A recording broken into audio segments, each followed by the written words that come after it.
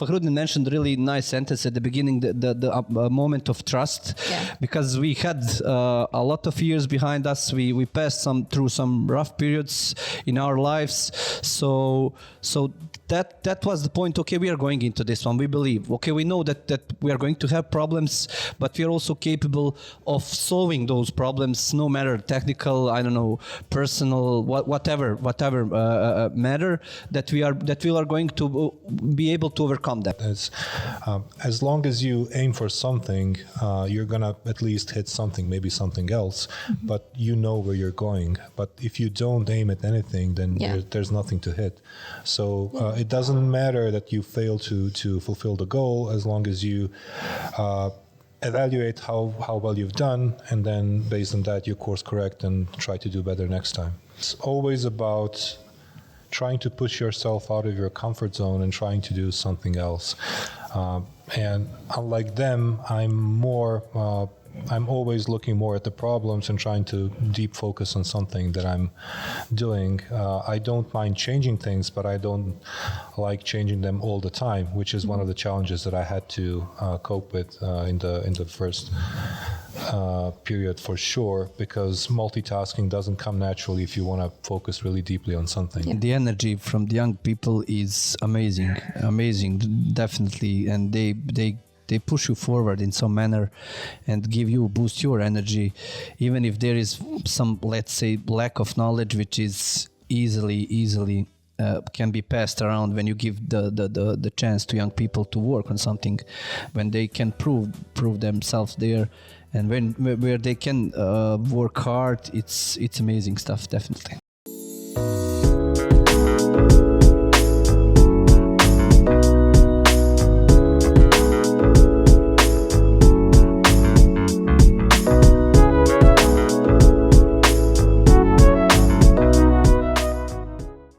Today, we will talk about creating your own startup and creating something of your own. We will talk with three guests, the three co-founders of My Saloon platform. Just for the reference, My Saloon is a platform that's mainly built to be like a personal assistant for organization and communication with the guests for all the hospital venues, such as restaurants, hotels, coffee station, and everything in between. So stay tuned, and soon I will be joined with our three guests. I welcome you to the first episode of Sunray podcast about startups. My name is Amila Jambo, and I will be your host. Today, my guests are Sandi and Rejhan, the two co-founders of Sunray company, and from Austria, Fahrudin, the founder of Soft on Trails company. I welcome you. So the three of them joined their forces and created a new project, new startup called My Saloon. So today we will be talking about the challenges they had with this project. So first of all, as you two wanted to create something, Sandi and Rejhan, you wanted to create something meaningful and something of your own. So what is specifically the thing that the project had to have for you to be actually working on it and creating it? Well, first of all, hello and thank you for having us. So I wouldn't say there was one specific thing that the project needed to have. It was at the same time as starting Saloon, we were also starting up the company. So we were looking for a project where we would educate a new set of developers who would join forces with us and help us deliver something. And it had to be something more complex than just a simple, to-do application. So we were looking for something that's a bit challenging, but also it needed to solve some real-world problem. So it had meaning to work on it. And at the time, obviously, it was the beginning of COVID, and the fact that we were trying not to touch anything physically in the surroundings kind of resonated with the idea that we'll make a digital menu which you can just look at by scanning. So I don't know, maybe Rejhan can take over. Yes, basically, so how we came to this approach that we want to have something of our own, some product or something like that. So there is two parts of this problem.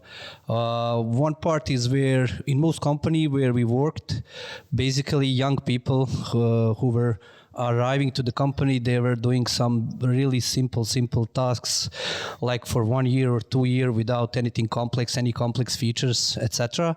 So that was the first part of the problem where we wanted to solve that one. So when we when we gathered people in our company, we wanted to give them, as Sandi mentioned, the proper education. How to give to people proper education is by doing real things which are going to be used at the end, and by giving them opportunity to work on something from scratch, from zero till the end, basically. And it's a matter of the second part actually of this problem is we want really to have our own product, to have our own something which we'll be proud of, and at the end, our vision is to be at the end to have one product which is going to at the end feed our company, and then that we are able to release our creativity, innovation, to work on multiple other products at the same time, basically. So at that point, we had that in mind, but we didn't have an idea. Yeah. So the problem was we didn't have a proper idea at that moment. And then Fahrudin came basically into this story with his proposal regarding the saloon. Maybe Fahrudin can take over and... Yeah, that's what I was going to ask. So you two created the product along with the company. But Fahrudin, how do you fit in this whole picture? I mean, as a third party. Yeah, hello everyone. Thank you for having me. Yeah, normally when people are talking about the startups, they think that they have to have a great idea. But like from my perspective, it was kind of different, because I was always kind of looking for people who will be ready to work on any idea. In that moment, actually I had few ideas, but that was the one that I kind of chose because of I thought that together with Sandi and Rejhan that I can make it, because as I said, it's not important about what idea you have, it's about gathering the right people on one place and together with them building the idea, whatever it is. So for me it was the most important that that I had ultimate trust with about Rejhan and Sandi, and knowing their background, their enthusiasm, and also I know that always when they are building something, it's not just because of the business itself, it's because they wanted always to build something which is bigger than us, both three of us. So that's why kind of when I heard that they want to start working on something own, that's why I was kind of motivated to share my idea and start working with them. Yeah, but why exactly did you think that this idea is worth building and creating, and what's the main point? You said you had many ideas, so why did you choose this one? Because I guess Sandi already mentioned that at that time the COVID started, and this was the idea which kind of did fit into this moment. The saloon is kind of giving you options to reduce the human interactions, and that's why at that moment this was kind of necessary, it was needed. So that's why I thought that this was the best idea for that moment. So if you remember how did we start it, basically it was like a late night call between you and me, and you were telling to me, oh Rejhan, I have a crazy idea, but don't laugh at me. It's a crazy idea. I needed to spend 5-10 minutes to convince you that you tell me that idea. When you told me that idea, I was thinking it's a good idea. Then of course I needed to catch up with the Sandi later on, to tell it to Sandi, so that Sandi also approves that we are ready to go into this direction. Also, while we speaking around this one, there is a third part of equation which I didn't mention at the beginning. It's us founders. We are also growing, learning, and we are also pushing our passion, our emotions into this one, and trying to grow together with all set of people and to learn new things. Especially like building the product itself. We know how to do that. We have a waste of years of experience behind us. But at the end, later on, leading the people, moving them into the proper direction was a really nice and really good experience for us. And it will obviously every time by every new startup it will be different, better. I hope so. So also that's the third part of this equation, maybe. Yeah, I would say when you say we have experience, we did, but most of it was technical in background, because really both of us have minimal team lead roles, and that's pretty much it. We've never led anything bigger than a small team that just focuses on tasks. We never worked on leading the design of the entire product and getting it through the finish line, which was one of the ideas that we wanted to grow in that direction as well. Yeah, when we talk about startup, everyone talks about the technical skills and everything, but rarely someone mentions the fact that as a startup and as an entrepreneur, you have to lead the people that you work with and the team. So you three decided that you are a good team. How did you two decide that the Fahrudin is a good fit for your company and all your culture? So yeah, as obviously working with people comes with definitely challenges. As you can look in family, you have challenges. In job, you have even bigger challenges. But Fahrudin mentioned a really nice sentence at the beginning, the moment of trust, because we had a lot of years behind us. We passed through some rough periods in our lives. So that was the point. Okay, we are going into this one. We believe. Okay, we know that we are going to have problems, but we are also capable of solving those problems, no matter technical, personal, whatever matter, that we are going to be able to overcome them. And still we have problems and we will always have problems with the product itself and with the company. You always have something new to tackle, to finish, to go pass around or whatever. So yeah, I would say the trust is the proper word for that one. Yep, and maybe an interesting thing is as well that we also all three of us shared a company. Well, a long time ago now, but we worked in the same place, and so we knew each other from there. And even then, our friendship continued even when we parted ways. So we knew pretty much how much any of us is technically capable, and also that we can trust each other. So it was a good thing to build upon. And Fahrudin might be saying that we had an unsuccessful try of that one before, 5-6 years. Even Sandi was involved in that part. Maybe you can tell us something about that one. As I understand, as you grew as persons and as your friendship grew, that's the way the trust but building up, and then you got to the point where we can create together. We had a point in our careers where me and Fahrudin were a lot younger, and we didn't have the experience which we had now, and we tried something like that to make some kind of startup company, and it didn't succeed because at that moment we didn't have. At that moment it was not matter of trust; it was matter of experience and willingness and time, energy, which we didn't have at that moment. So taken in, Fahrudin, you. Yeah, I would like to point out that, for example, the people usually think I'm gonna be a super programmer, I'm gonna be a super coder, and I'm gonna do it all my own. As Rejhan already mentioned, I was a different, even in the student times, I did knew that I cannot build anything alone. I mean, you can build, but it's hard to succeed alone. That's why I was always trying to gather people to work and build something together with others, because especially today, the technology is kind of too wide, and you need to know a lot of things if you want to bring some product live or anything. So that's why I was always in direction let's do it together. It's hard. It has some kind of, let's say, cons, doing with a lot of people.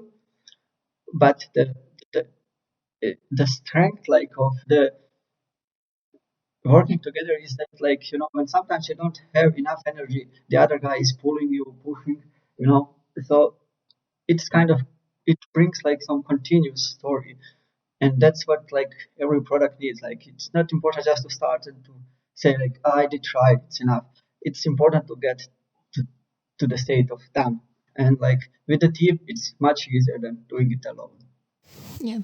So, taking in account the fact that your previous acquaintance and friendship, how did the three of you manage to part friendship and private life with personal life? Did you have problems there, or is there a way to actually part those two completely from each other?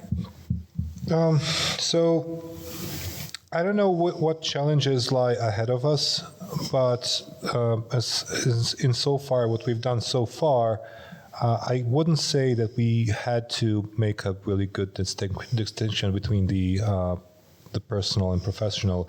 And why I say that, usually like when big money comes into play, or I don't know, some other factors that we didn't really have so far, those would put a wedge between people. And knowing the two of them, I think that wouldn't be a problem for us either way. But so far, we didn't have those issues. We just had a lot of things to do, and like three guys sitting at the table and trying to figure out the best way to go about it. But I wouldn't say that our personal relationships would be affected in any way by that, because we all had good work ethics, and I think that I speak from the husband when I say that we all mean the best for each other. So I don't think we were bound to have any problems in that field. Yeah, definitely. We know each other personally pretty much well, and we know our pluses and our minuses.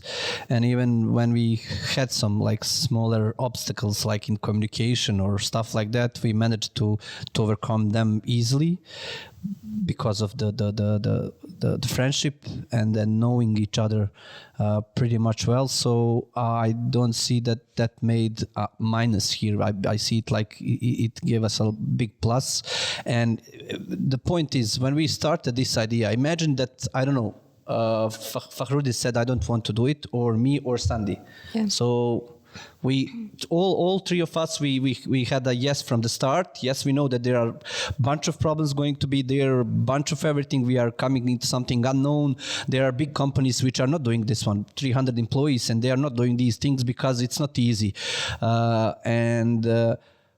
I don't know, we are kind of persons where we said yes and we are going till the end. So how, we don't know, but we are going till the end and we will finish it. Yeah. And it's still ongoing story, and we have grown through this period, and I'm hoping that our friendship will be even better at the end of this story.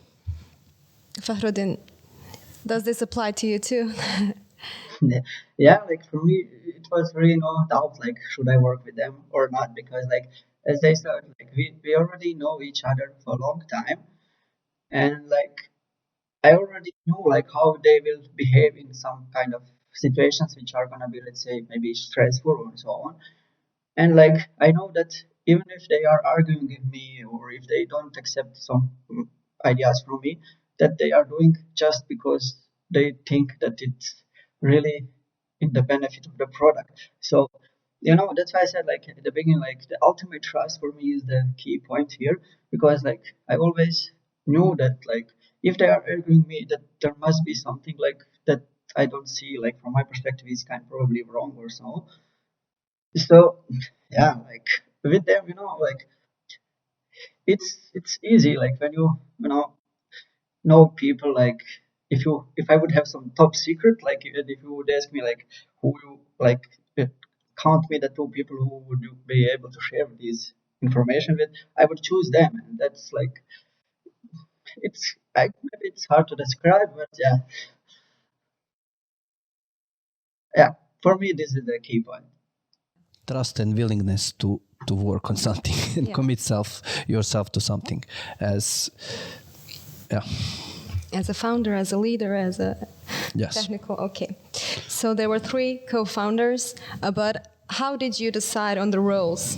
What was each one doing? And were there any conflicts? And I mean, you all are founders, so how did you divide? So maybe I can start then. Go ahead. Yeah. So the initial start was basically we gathered. We wanted to sit, all 3 of us. We spent like one afternoon here in Ter's house. It's not about splitting the work. It was about how much work do we need to do in this product. And at the beginning, all 3 of us were included in some manners, and we came up with some estimate, which was not true at the end. But yeah, we tried to pull us in all aspects. So and to gather informations and whatever we needed at that point. Right. So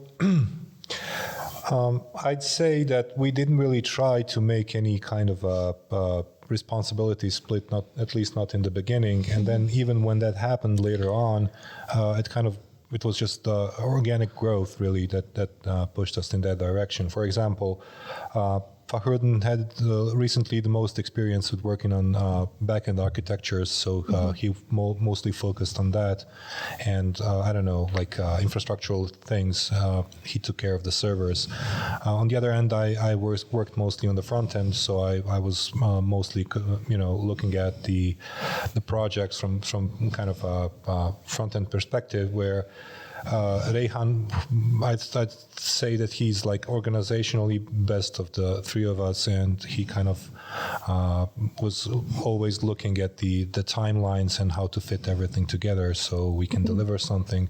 So those things, I mean, we would just take a problem and then we start talking about it, and then each of us would bring a different aspect of it. Yeah. And that's kind of how we split the responsibilities. It was just naturally it happened. We didn't decide to do it. Yeah, what someone was best at, you went with that. Yeah, it's not really the best at it. When you look at a problem, there's something that jumps at you. It calls you to action, and then you talk about that. Obviously, yeah, it was the 3 of you against the problem, and everybody would have their own aspect of the issue, and then would focus on what they think was the biggest problem at that point. So, as I said, we had Fahrudin and I were looking more in the technical directions, and Rejhan was trying to do the organization. Obviously, all of us did everything, but it was just like the directions we were pulling in mostly. Yes. So, Fahrudin, did you want to?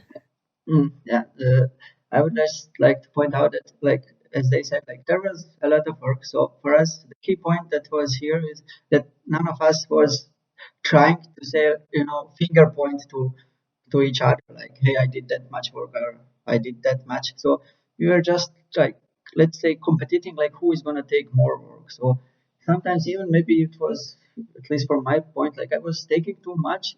I was not able to say no, even if I was not able to deliver something. But yeah, that's the point. We have been trying to do as much as it's possible. For sure, naturally, every person has some strengths in some fields, so that's how it was also kind of divided. As they said, Rejhan is more sociable than us, and we have been technical part and so on.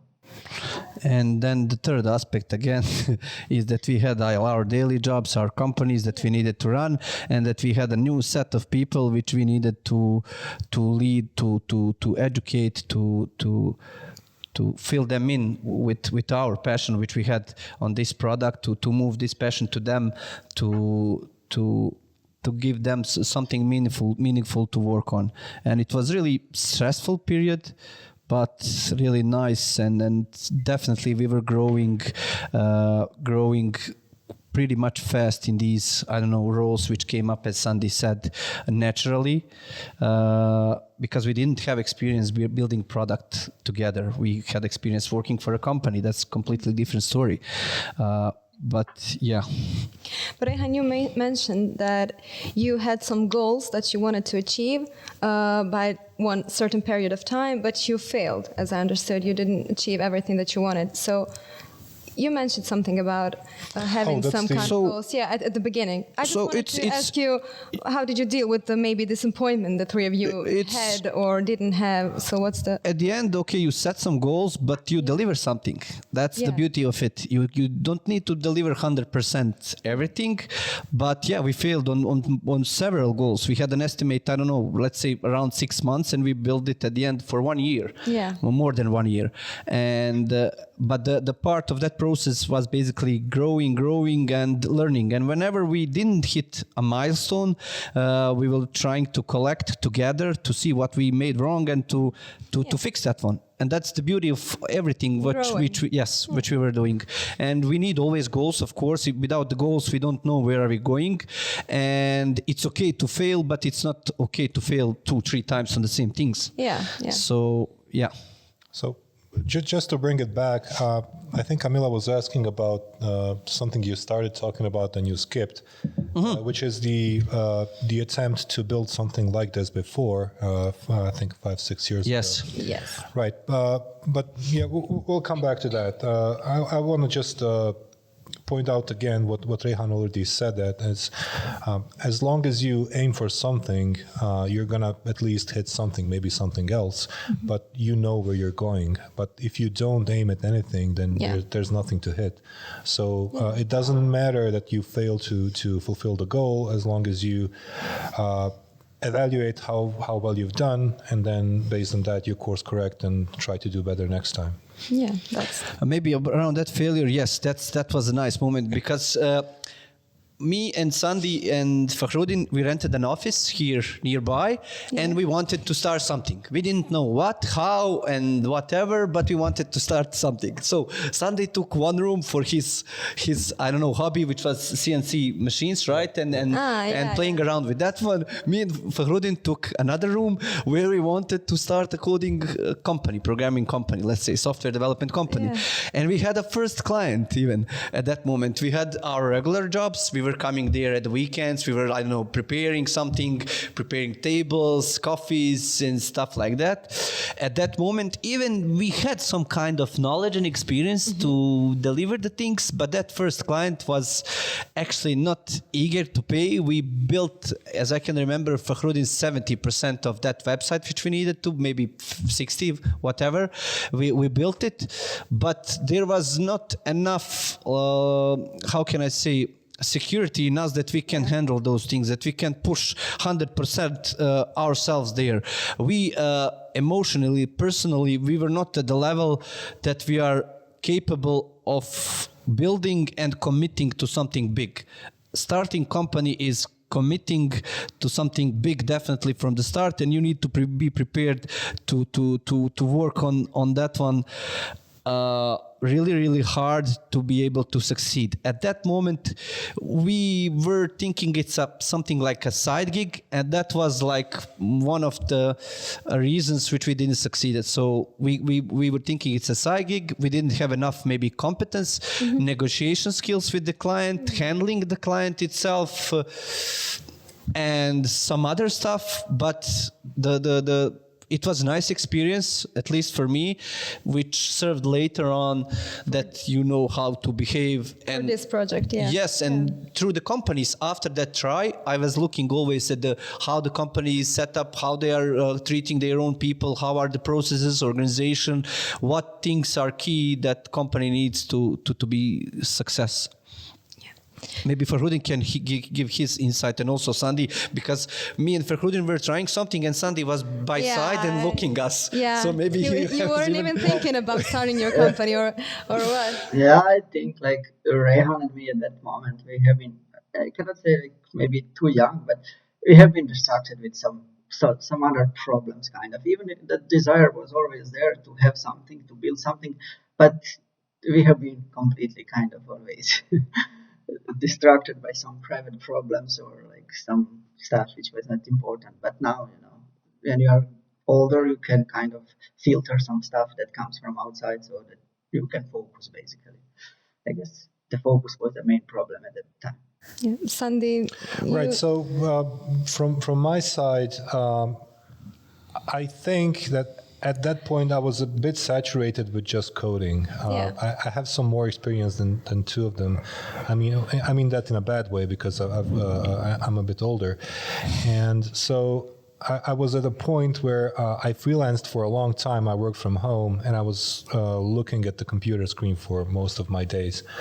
And so I just wanted to do something with my hands. I wasn't particularly good at it, but I just wanted to do something that's not just computers related. And then obviously the two of them had also ideas about doing their own thing. And then it kind of clicked that we pool our resources and get an office where we can try all these things. So they started their project, and I was trying to build a CNC machine, which again, in the end, I didn't finish, much like they didn't finish their site, but it still goes back to the story to underline that it's important to try and to pick up from your failures, to get some knowledge there and to make a plan on how to not fail again, which turned out to work like a charm. I mean, the second time, it helped us a lot, I think. Yeah, that's the process of learning and growing. Oh, you can't learn if you don't fail. Yeah, that's true. So all of you are programmers, and you didn't have any background on working with people, creating new stuff, creating products, opening your company or anything. Did you enjoy being entrepreneurs and starting a startup, working on all the problems, processes, organization, and everything? Fahrudin, maybe you could tell us first. Did you enjoy it? Yeah, basically, maybe it's kind of based of my personality, because I'm the guy who doesn't like to work like only on one thing for a long time, and like starting and working on multiple things for me is kind of the key for my happiness. So all this process, like starting the company, starting the startup with Sandi and Rejhan, was like some amazing journey. Like it's kind of also probably, because when I was young, I was always had a dream. I had a dream to be kind of, let's say, the investigator, to the detective, and because I like to learn new stuff, I like to explore, and like going with them through this process of like learning like how to launch a startup and learning about the business itself was really something that fulfilled all my kind of dreams in some sense. So yeah, I did really enjoyed it, and I'm looking forward like to start a new one. Yeah, that's nice. Rejhan? Yeah, so my story behind this one, I had some experience which I didn't even realize at that moment regarding leadership and organizing and gathering group of people, where we had a local club where 4 of us were leading this whole initiative, and then the whole set of people going through away games, preparing pyro shows, choreography and stuff like that different kind of actions. And later on in few companies, I had an experience to lead people. And my interest basically was always more than coding. Definitely, I know how to code. I know to code. I can do it. But my interest was always like emotional part. Let's say people, how to organize them, how to lead them, how to communicate, how to resolve conflicts, how to cooperate, and how to talk. That you gather something out of that output. And I had this, how we opened the company and started startup, was really, that was it for me. That is my passion, definitely creating something, going in that direction, going into an unknown, and then fixing things on the way, during the way, with help of course, Fahrudin and Sandi, where, as Sandi said, we all had some set of skills which are needed to build a product from technical perspective. And that's my passion, that's my drive. I realized it later on. I didn't know at the beginning until I didn't try it. When we tried, that's my passion, definitely. And I enjoy in this one, and I hope that I will have a chance to enjoy more and more, and that we are going to build great things again. Well, I hope so too. I don't really know how much I can add to this. Yeah. The starting the startup from my perspective was hard, but I wouldn't say that in a bad way. So good hard. It's always about trying to push yourself out of your comfort zone and trying to do something else. And unlike them, I'm always looking more at the problems and trying to deep focus on something that I'm doing. I don't mind changing things, but I don't like changing them all the time, which is one of the challenges that I had to cope with in the first period for sure, because multitasking doesn't come naturally if you want to focus really deeply on something. Yeah. Right. So I'd say that was the biggest challenge, but also from another perspective, if something is very challenging to you, and that just means that you have the most room for improvement there. Yeah. So that's how I see it. I think it's helping me personally grow when I do that, and that's why I try. So as I see it, each one of you brought something of their own to this project, and kind of you find a way to build it together and to create something amazing. So when you start a startup, I don't know much, but I'm thinking you need a plan, you need a strategy, you need a budget. How did you tackle all those things? I mean, how did you cope with that? How did you find resources and everything you needed? How did you find a team? Basically everything for a startup. Who wants to take this? Fahrudin. I can start, but I don't know, whoever. so as I mentioned at the beginning, we gathered. So the money was not on the table at all. We are going to do it. How? We have, I don't know, 2 persons already. We employed them. We wanted to give them education to be able to work on something meaningful, something which is going to be used at the end, which is going to be used, I don't know, in restaurants, cafe bars, or whatever. And if I remember, we didn't even spoke about the money. The money was not issue. The goal was, okay, let's build it up. What we will get from the return from that one was the main thing was growth, education, our passion, the building the things, building the company on the side again together, which is again some kind of startup. And we had two persons. Fahrudin came with one more, so we just estimated technically we need that feature, this feature. We had some I remember discussions there, especially with me. No, yes, this feature. Sandi was in some kind of discussion with me that something should come in or should come out of the estimations, but the money was, as I can remember, we didn't even spoke about the budget. We just wanted to build it, and we built it. We will find a way. Yeah. Fahrudin? Yeah, from my perspective as well, like I didn't at any moment I didn't think about the money, because I knew like we will find it somehow, like, so yeah. But like, you know, when it comes to the planning and stuff, maybe if I would do it again from the beginning, now I would change some things, because we did maybe at the beginning focus too much on like imaginations from our heads, and we didn't maybe contact the customer, the people who will really use this product. But yeah, like from the organizational stuff, it was, yes.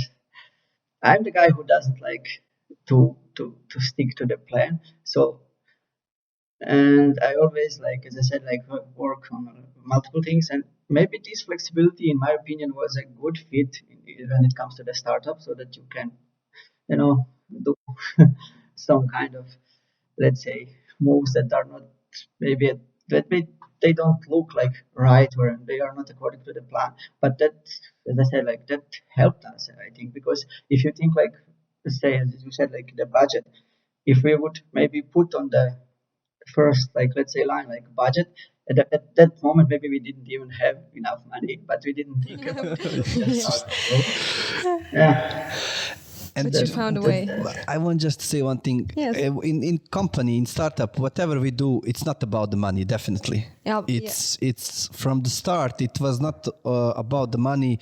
It was about the trying out new things, building, creating passion, and everything which comes around that uncertainty. Maybe. I guess it came naturally, everything with your idea. Yes. With the, Right. So I think we had some idea that it's going to cost us to build this, but I don't think any of us knew how much.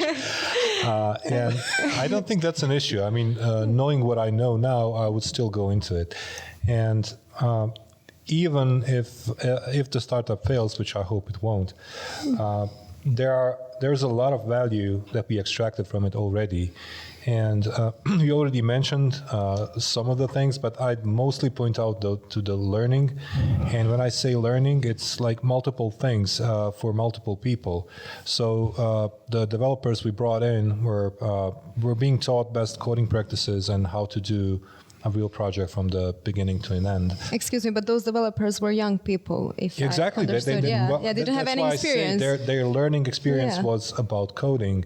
On the other hand, we were learning everything else there is to do with startups and leading people and managing and financials and registering the company and, a whole bunch of things that we also learned because we did that for the first time. And probably we're still learning, but it was a good place to start. And so I would say that the project itself already paid off for us, even though financially it wasn't success. Well, it's not a success yet. Another thing is it's a good reference when you come to a new client and you want to offer your services. It's always a good thing that you can show something that you've already built and it works. So and you can say we built it from the start and here you go. It's a complete product. Another thing which is especially applicable to me is that I learned not to think about features because that's something that developers always focus on. And we focus on the product that we deliver to the people. So talking about the technology that's used to implement it, the users don't care about it. They just want to have a good product that works, helps them in some way. And so I learned to look at the project from that perspective, which is, I think, really helpful for me. Yeah, that's right.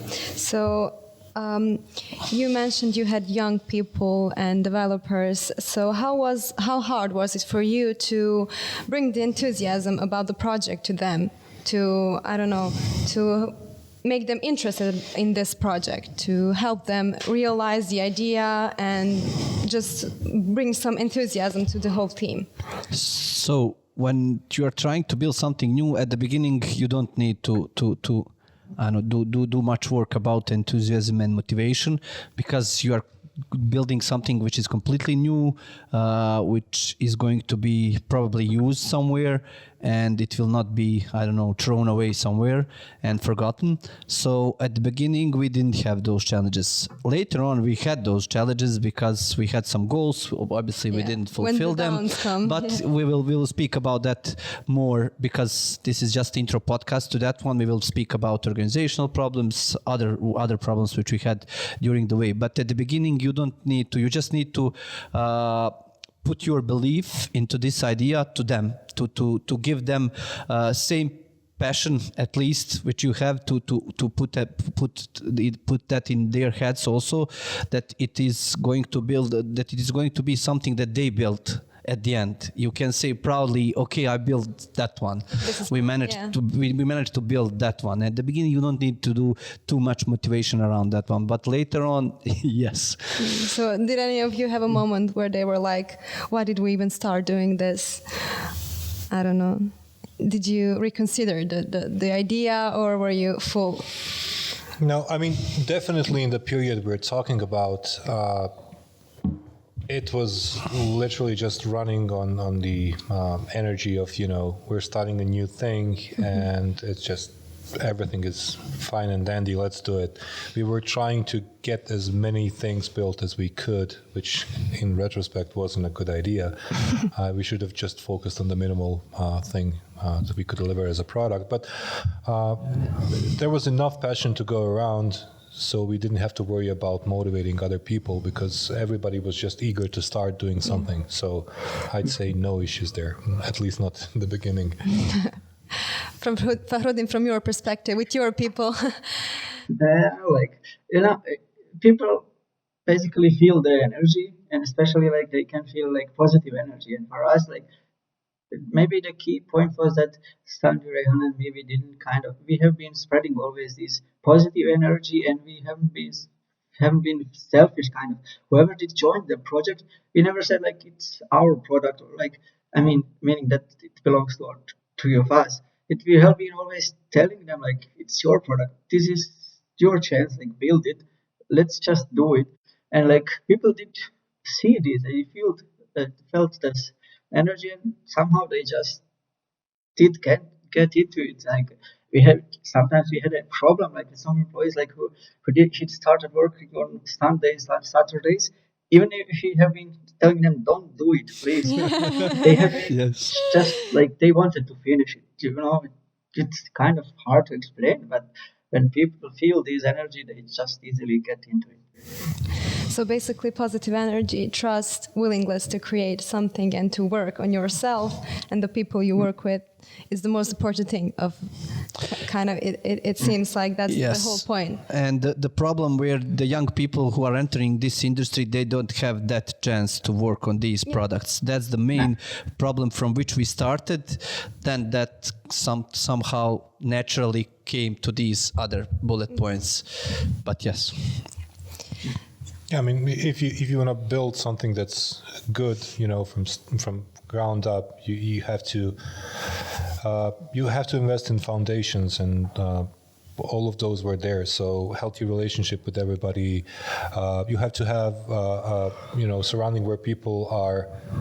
Well, they feel comfortable coming there and also expressing their opinions and everything.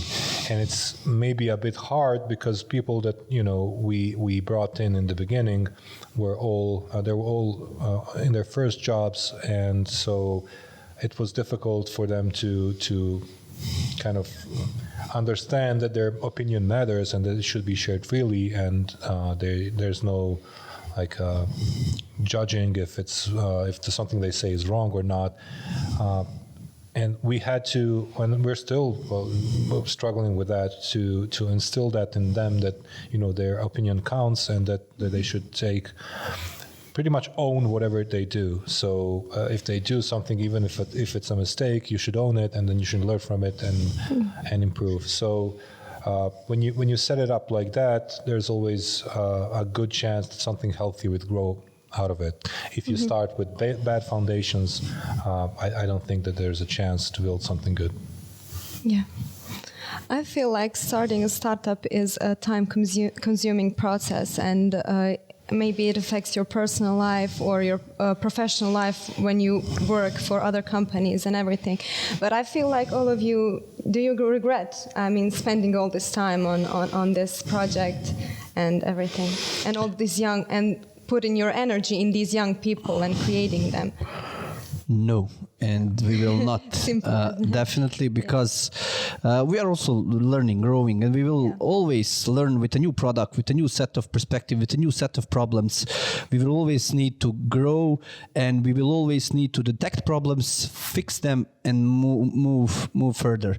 Because if you are not moving further, then obviously this world is not for you, because as Sandi mentioned, you are always out of that famous comfort zone. I don't know what is that zone anymore. And it's always about really learning, discussing, sharing ideas, sharing stupid ideas. Then out of that stupid idea, it's coming something meaningful. Some conflicts, even out of them, it's coming again. We are always using those things to fix the problem, not to I don't know, to attack that person, to whatever. At that point, we might be, I don't know, offended emotionally or whatever. But again, then that settles down, the first thing we are thinking how to fix that problem, how to pass around that problem, and how to move as quickly as possible forward into a right direction. So that's the beauty of this one, and we will be building startups, and we are going, I hope, to build one big meaningful startup here from Bosnia, and we truly believe into that one. So when it will be in 5, 10 years, 20, we will see. We truly believe into that one, and that's our mission, that we build some really meaningful product which is going to be used all around the world. The Saloon is the first one. For Saloon is the baby.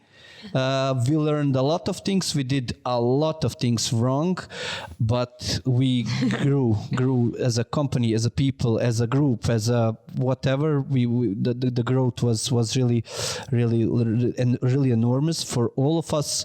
I don't know. I love this game. Let's say. As simple as that. Right. Well, first to answer a question, obviously, there's a no for me as well. Yeah. No regrets here. And now to elaborate a bit, the starting, you have to bootstrap somehow. So there's bound to be something that you're going to invest. You can either have a lot of money laying around, which you can use to finance it. You can find investors, which you can then share your idea with, or you can invest your time that you don't really have and try to earn some extra so you can finance everything. So there were a lot of things that we had to do because obviously we didn't have money lying around, at least not enough of it to finish everything. But we had time, and maybe some of that time was stolen from our families, which is, in retrospect, it's maybe not fair to them.